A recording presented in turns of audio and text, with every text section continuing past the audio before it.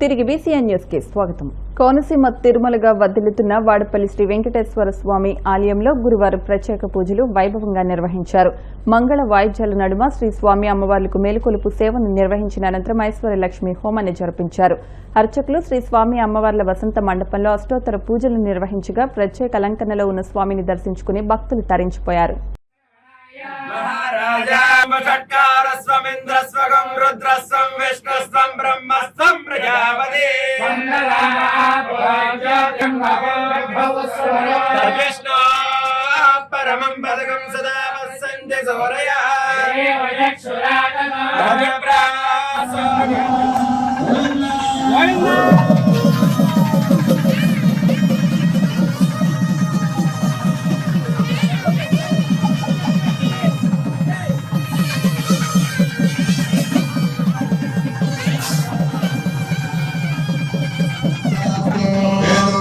परिपूर्णमायुष्यमस्तु वंशाभिवृद्धिरस्तु श्रीभूसमेत श्री वेंकटेश्वर स्वामी देवतानुग्रह परिपूर्ण कटाक्षबलसिद्धिरस्तु श्रीमन्तो महान्तो गृहे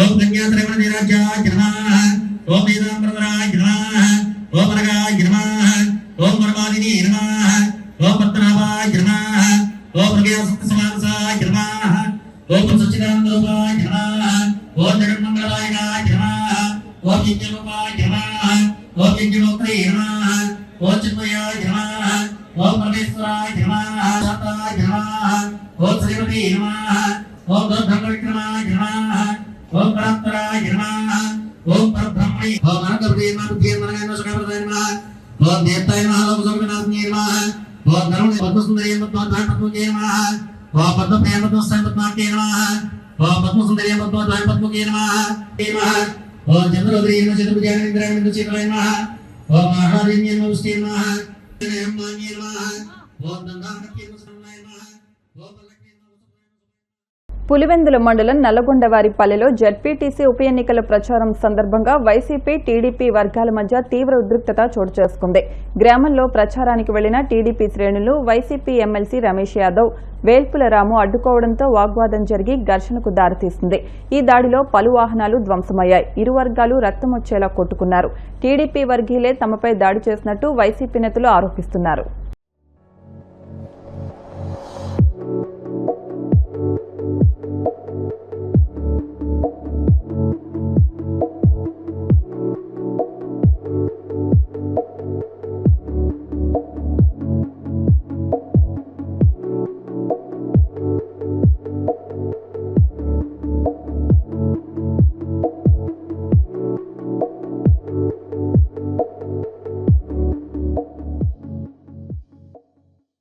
తిరుపతి జిల్లా గూడూరు పట్టణంలోని పలు దుకాణాల వద్ద వామపక్ష నాయకులు స్మార్ట్ మీటర్లను వ్యతిరేకిస్తూ కరపత్రాలను పంచారు. స్మార్ట్ మీటర్ల వల్ల జరిగే నష్టంపై ప్రజలకు అవగాహన కల్పించారు. ఈ సందర్భంగా సిపిఐ నాయకులు శశి మాట్లాడుతూ స్మార్ట్ మీటర్ల ఏర్పాటు వల్ల ప్రజలు తీవ్రంగా నష్టపోతున్నారన్నారు. కూటమి నేతలు స్మార్ట్ మీటర్ల ఏర్పాటు నిర్ణయాన్ని ఉపసంహరించుకోవాలని డిమాండ్ చేశారు.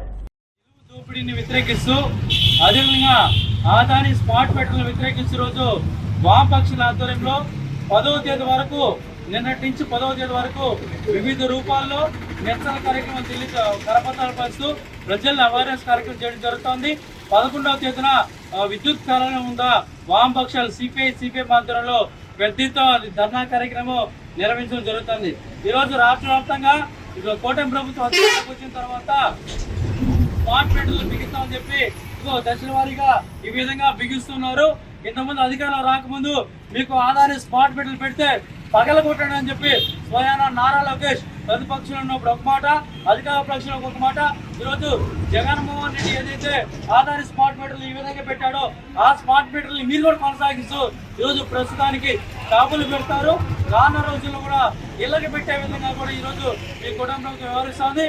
ఈరోజు స్మార్ట్ మీటర్ల వల్ల రీఛార్జ్ అయిపోతే మనం ఏదైతే ఫోన్ కో డిటిహెచ్ కో రీఛార్జ్ చేసుకుంటే రీఛార్జ్ అయిపోగానే కనెక్షన్ అన్ని ఏ విధంగా ఆగిపోతాయో ఇప్పుడు ఆ విధంగా కూడా కరెంటు కూడా స్మార్ట్ మీటర్లు ఆగిపోవడం కూడా జరుగుతుంది. ఎక్కడైనా కానీ ప్రజలందరూ చైతన్యం అవ్వాలి.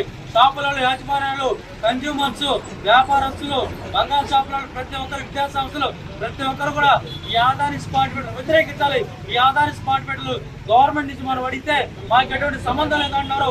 ఇదంతా కూడా ఆధారిత ప్రైవేట్ వ్యక్తుల చేతిలో నడుస్తుంది కాబట్టి రేపైనా కరెంటు మీటర్ల ఇబ్బంది అయినా కూడా వాళ్ళకి ఎటువంటి సంబంధం ఉంది కాబట్టి ఈ గూడూరు నియోజకవర్గం ప్రజలంతా కూడా ఏకమై ఈ స్మార్ట్ మీటర్లు కూడా తక్షణం రద్దు చేసి పెడతా ఉంటే కూడా వీటిని వ్యతిరేకించి పాత పద్ధతిలోనే మీటర్ అనేది కొనసాగించాలని సిపిఐ మాత్రం కూడా మేము ప్రచార కార్యక్రమం నిర్వహిస్తున్నాం.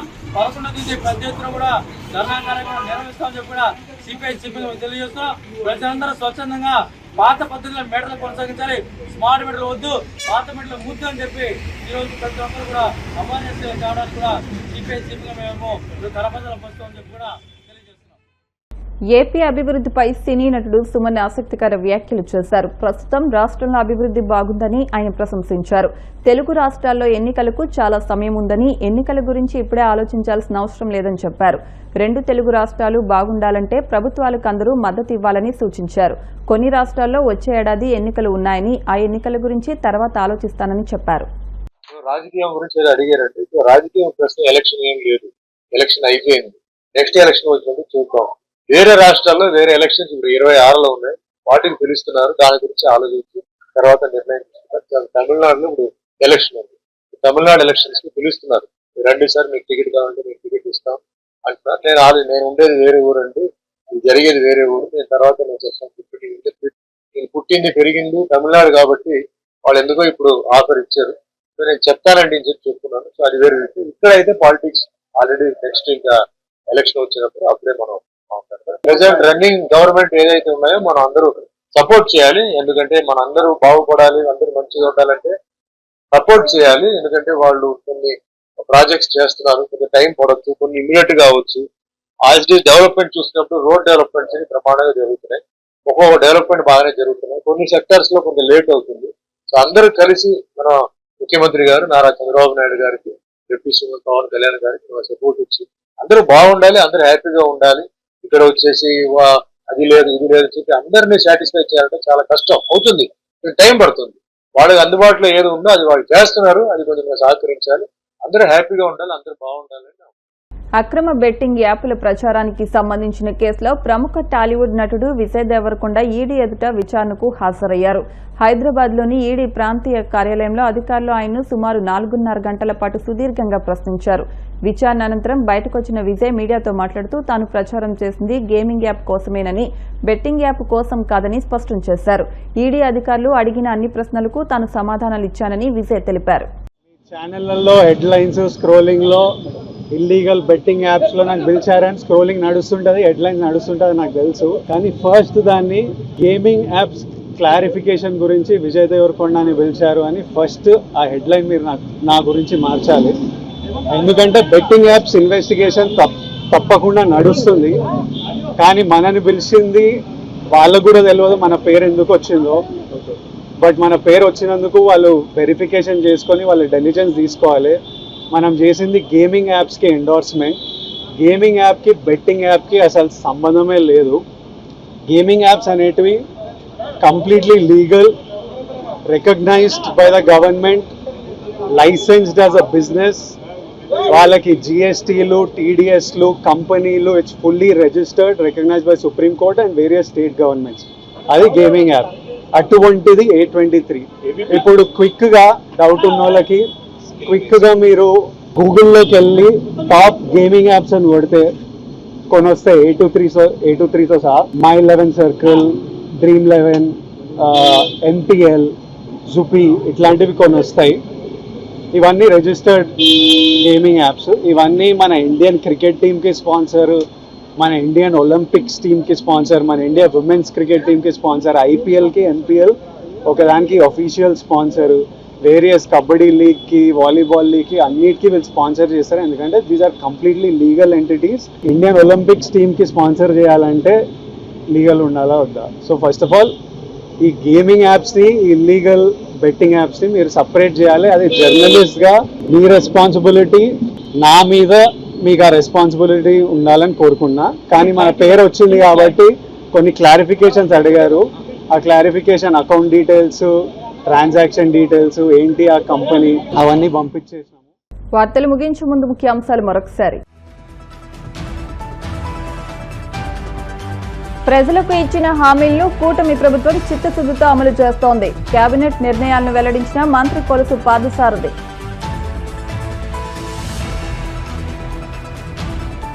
రాష్ట్ర వ్యాప్తంగా ఉన్న సంక్షేమ హాస్టళ్లు కూటమి ప్రభుత్వ నిర్లక్ష్యంతో సంక్షోభ హాస్టల్గా మారాయి. మండిపడ్డ వైసీపీ నేతలు పానుగంటి చైతన్య, రవిచంద్ర. ఢిల్లీలో కాంగ్రెస్ బీసీ సభ గాంధీ కుటుంబ ప్రశంసలకే పరిమితం. తీవ్ర స్థాయిలో విమర్శలు గుప్పించిన కేంద్ర మంత్రి కిషన్ రెడ్డి.